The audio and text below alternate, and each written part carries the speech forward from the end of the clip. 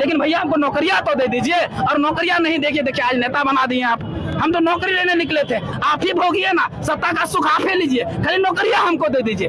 तो जब आप ही एसपी है, आप ही डीसी हैं, आप ही मुख्य सचिव हैं, आप ही दरोगा हैं, आप ही कोतवाल हैं, तो भैया आपका घर में चोरी हो कैसे रहा है? भले संविधान आप लिखे होंगे, कानून आप बनाए होंगे, लेकिन पढ़े आप नहीं होंगे, इसकी गारंटी मैं देता हूँ। आपसे नहीं होने वाला है, आप कहीं पर जाके डूब मरिए।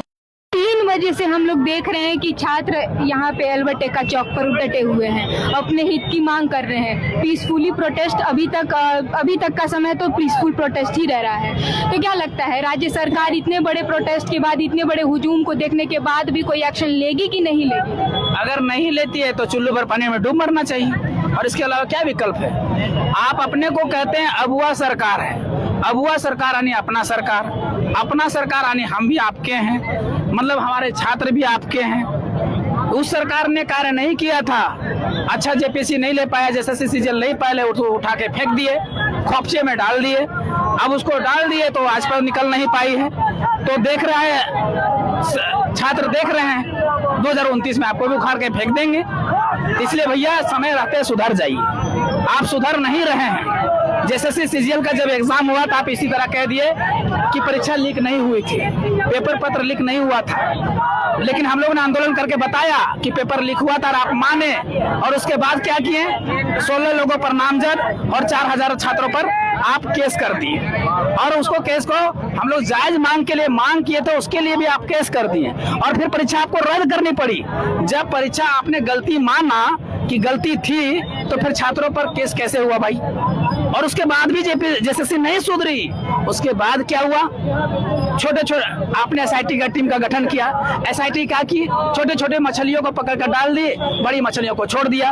अब देखिए, अब जेपीसी का दुर्भाग्य देखिए, जो agency TDPL agency Uttar Pradesh high court ने उसको ब्लैकलिस्टेड कर दिया था, डिबार घोषित कर दिया था। सबसे पहले प्रश्न तो यही उठता है कि उसको टेंडर मिला कैसे, उसको निविदा को काम मिला कैसे, एग्जाम लेने का काम कैसे दिया गया, और अगर काम दिया गया तो दूसरी हमारी मांग है कि इस प्रक्रिया में जो जो भी व्यक्ति शामिल है टेंडर देने में, उसको जल्द से जल्द जांच हो, और जांच सीबीआई के माध्यम से हो। और जैसे सीजीएल का उस समय तो गलती आप नहीं माने, लेकिन आज खुलासा हो गया कि उसका जो मैनेजर था अभय तिवारी ही उसका सेकंड रैंकर है, तो दोषी तो साबित हो गया।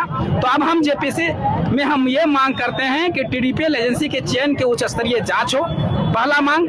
दूसरा हमारा मांग है कि जो जांच रिपोर्ट आए उसको जल्द से जल्द प्रकाशित किया जाए, यानी सार्वजनिक किया जाए, और जो भी दोषी उसको कड़ी से कड़ी सजा मिले। उसके बाद हमारी तीसरी मांग है कि टीडीपीएल एजेंसी द्वारा जितनी भी एग्जाम्स लिए गए हैं उसकी भी उच्च स्तरीय जांच हो, और ये जांच सीबीआई के द्वारा हो। और जांच ऐसा नहीं कि 20 साल 25 साल चले। आज आपको पता होगा कि 2003 का जो एग्जाम हुआ, 2003 में जो पहला जेपीसी हुआ, दूसरा जेपीसी हुआ, आज भी उसके सीबीआई जांच कर रही है। आज तक कौन दोषी है उसकी पता नहीं चल पाया। ये नहीं हो, जल्द से जल्द उच्च स्तरीय जांच किया जाए और सीबीआई के द्वारा किया जाए, और एक कानून बनाया जाए। चौथी हमारी मांग है, कानून बनाया जाए कि उसमें कड़ी से कड़ी सजा हो। अगर जीवन कारावास की सजा हो सकती है तो दीजिए, अगर घर कुर्की की सजा हो सकती है तो दीजिए, लेकिन दीजिए। अगर फांसी पर लटकाया जा सकता है दोषी को तो वो भी दीजिए, लेकिन दीजिए, तभी ये संस्थाएं सुधर सकती हैं। ये हो, और जांच करने की प्रक्रिया में सबसे पहले फास्ट ट्रैक कोर्ट का निर्माण किया जाए, और जांच करने का एक समय सीमा तय हो। 3 महीने के अंदर वो जांच रिपोर्ट आनी चाहिए और उसको सजा होनी चाहिए। ये हमारी मांग है। अब आगे की एक मांग है, आप हर बार कहते हैं कि कानून हम बनाए हैं, कानून हम लिखे हैं। अरे हम मान लेते हैं कि कानून आप बनाए हैं, हम ये भी मान लेते हैं कि बाबा साहेब ने एक संविधान नहीं लिखा, आप ही ने संविधान लिखा है। तो जब आप ही एसपी है, आप ही डीसी है, आप ही मुख्य सचिव हैं, आप ही दरोगा हैं, आप ही कोतवाल हैं, तो भैया आपका घर में चोरी हो कैसे रहा है? हम ये जानना चाहते हैं भैया। अरे एक बार भी नहीं हो रहा है, चोरी तो छोड़ दीजिए, साला डकैती हो रहा है। यहाँ पर डकैत हैं बैठे हुए, वो डकैत कैसे घुस रहे हैं? इसलिए अगर आपसे अगर नहीं समझ रहा है तो मैं एक प्रावधान बताता हूँ। भले संविधान आप लिखे होंगे, कानून आप बनाए होंगे, लेकिन पढ़े आप नहीं होंगे। देंगे इसकी गारंटी मैं देता हूं। इसलिए मैं बताना हूं कि अनुच्छेद 312 में उल्लेख है कि एक संघ लोक सेवा आयोग का गठन होगा, और उसी संविधान के अनुच्छेद में 315 में उल्लेख है कि अनुच्छेद 315 के तहत एक संयुक्त लोक सेवा आयोग और एक संघ राज्य लोक सेवा आयोग का गठन किया जाएगा। तो राज्य लोक सेवा आयोग अगर एग्जाम सही से कंडक्ट नहीं करवा पाती है तो संयुक्त लोक सेवा आयोग का गठन किया जा सकता है। तो आप ऐसा करिए कि कैबिनेट से एक बिल पास करिए कि मेरा राज्य लोक सेवा आयोग जो है उससे संभल नहीं रहा है, और अगर संभल रहा है तो आप 2003 से रिकॉर्ड आप 2026 तक देख लीजिए, एक भी एग्जाम निष्पक्ष तरीके से पारदर्शी तरीके से नहीं हो पाया। तो और क्या बढ़िया सबूत है। इसलिए कैबिनेट से एक बिल पास करिए कि अब जो एग्जाम एक संयुक्त लोक सेवा आयोग का गठन किया जाए, और एक केंद्र सरकार को भेजिए, केंद्र सरकार बना के देगी, एक संयुक्त लोक सेवा आयोग का गठन होगा,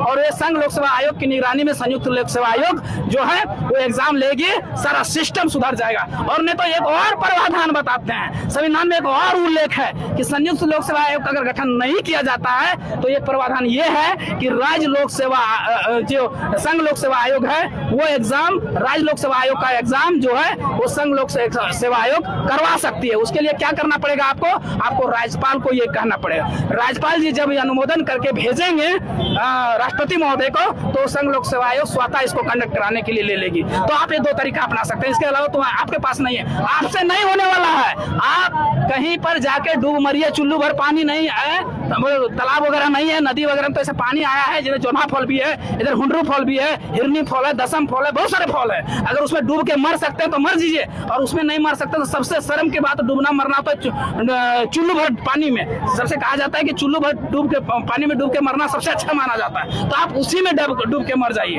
और सबसे दुर्भाग्य बात आदम गोंडवी इसीलिए कहते हैं, आदम गोंडवी जी कहते हैं कि लश्कर भी तुम्हारा और सरकार भी तुम्हारा, लश्कर भी तुम्हारा और सरकार भी तुम्हारा, तुम झूठ को सच लिख दो, तुम झूठ को सच लिख दो, अखबार भी तुम्हारा। और इस दौर के फरियादी जाए तो जाए कहाँ, हम फरियादी हैं, इस दौर के फरियादी जाए तो जाए कहाँ। ये कानून भी तुम्हारा और दरबार भी तुम्हारा, ये कानून भी तुम्हारा और ये दरबार भी तुम्हारा। हम फरियादी हैं, लेकिन साला जब से झारखंड बना तब से फरियादी कर रहे हैं, लेकिन सुन कहाँ रहा है। इसलिए कानून आप बनाए हैं और दरबार भी आपका भी है, सरकार भी आप ही का है और अखबार भी आप ही का है। तो भैया हम ये चाहते हैं, सब तो तुम्हारा ही है, तुम ही कानून, तुम ही संविधान, सभी तुम ही हो। लेकिन हमको चाहिए क्या, हमको चाहिए नौकरी, हमको चाहिए एग्जाम निष्पक्ष तरीके से, जो योग्य होगा वो लेगा, जो योग्य नहीं होगा वो बाहर होगा। मोतीलाल महतो अगर योग्य होगा तो लेगा और नहीं होगा तो बाहर होगा। ये सिस्टम बनना चाहिए, हमारी यही मांग है। तिनका सा मांग है, चुटकी का मांग है। हम सरकार की नहीं मांग बन रहे कि भैया हमको जो मंत्री बना दीजिए, सुदीप सोनू का पदवा नहीं मांग रहे हैं, या शिक्षा मंत्री का पद जो आप मुख्यमंत्री रखे हैं ना वो पदवा नहीं मांग रहे हैं। भैया आप ही भोगिए ना, सत्ता का सुख आप ही लीजिए, खाली नौकरियां हमको दे दीजिए। आने वाला आप शिबू सोरेन जी उसको श्रद्धांजलि अर्पित करते हैं, उसके बाद आप आ गए, आपके बाद आपका बेटा आ जाएगा, हम आप उसी का चरण स्पर्श करेंगे। हमको नहीं करने का जरूरत है, लेकिन भैया हमको नौकरियां तो दे दीजिए। और नौकरियां नहीं देखिए, देखिए आज नेता बना दिए आप, हम तो नौकरी लेने निकले थे, हम तो खुद अभ्यर्थी रहे, हमको बाहर फेंक दिया। 7 जेपी सिंह 56 दिन आंदोलन किए, लगे जेल में जाकर ठूस दिया। उसके बाद हम क्या करते हैं, फॉर्म भरते, अगर नौकरियों ले लें किसी तरह से सेटिंग बेटिंग करके, बेच तो रहवे कर रहे हैं, अगर हो जाता तो नहीं हो पाया, किसी तरह से भी नहीं हो पाया, ना फ्रेश करवाए, नहीं काबिलियत था, ले नहीं पाए, अब देखिए हम भूख रहे हैं।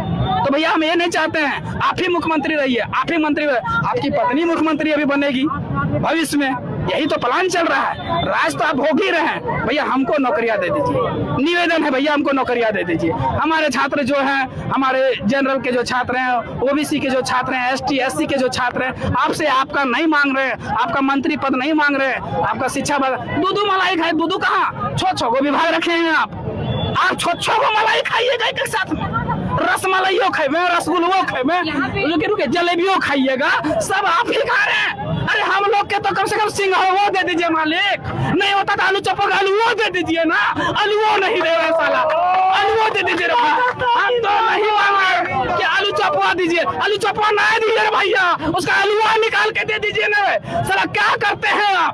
अभी जो एग्जाम हुआ ये जो फील्ड वर्कर वाला जो एग्जाम हुआ, साला इसको कैसे बेचे आपको डूब के काहे नहीं मर जाते हैं शर्म से वहाँ? कितना दुर्भाग्य की बात है कि आपको सूझता नहीं है। 3 लाख छात्र बचते हैं, उसमें 80,000 रिजल्ट। देखिए कितना, मतलब एक अंधा आदमी देखेगा ना तो ऐसे पकड़ेगा, तब पकड़ मिल जाएगा कि भैया ये पेपर लीक हो रहा है। अब बता देते हैं कि जो रिजल्ट मतलब एडमिट कार्ड जो जारी हुआ, साला जिस दिन एग्जाम है उस दिन एडमिट कार्ड जारी हो रहा है। अरे साला तुम देखता है उसको रद्द कर देता, क्या दुर्भाग्य है। और जिसका एडमिट कार्ड आ गया उसको कहा, किसी को अगर उत्तरी छोटा नागपुर का अगर गिरिडीह का है तो सीधे उसको साहिबगंज भेज दिया। अरे भैया तुम इतना सामने काहे भेज दिया भाई? पाकिस्तान खुला था। अरे पाकिस्तान में तो हो सकता है वीजा लगेगा भाई, नेपाल का बॉर्डर खुला था, भूटान का बॉर्डर खुला था, भैया भेज देते उधर। और कितना छात्र परेशान हुआ, 80,000 मात्र प्रेजेंटेशन दे पाया। तुम क्या करने चाहते हो? पूरा फ्रस्ट्रेटेड कर दिया विद्यार्थियों को, फ्रस्ट्रेटेड कर दिया रे भाई। शर्म नहीं आता, शर्म नहीं आता? तुम धोके पी गए, तुम वही गुरुजी के बेटे हो। हमको शक हो रहा है भाई, तुम गुरुजी के बेटे हो। अगर गुरुजी के बेटे हो तो भैया इसको फ्रेश करो। हम कुछ नहीं चाहते हैं, जेएसएससी और जेपीएससी जैसे आयोग है इसको फ्रेश करो, बस इतना ही हमारी मांग है। धन्यवाद।